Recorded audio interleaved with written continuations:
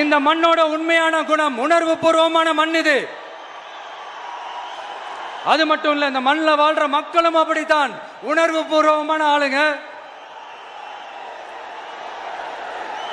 நான் இந்த மண்ணில் கால் எடுத்து வச்ச உடனே ஒரே ஒருத்தரை பத்தி தான் மனசுக்குள்ள ஓடிக்கிட்டே இருந்தது. அவர் யாருன்னு உங்களுக்கும் தெரிஞ்சிருக்கும்.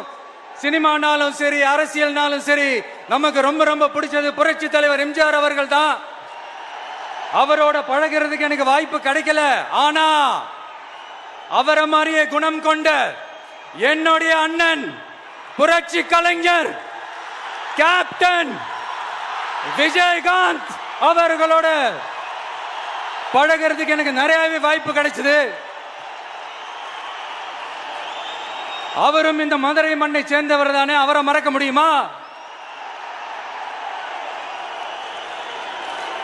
தமிழ்நாட்டு மக்கள் உணர்வு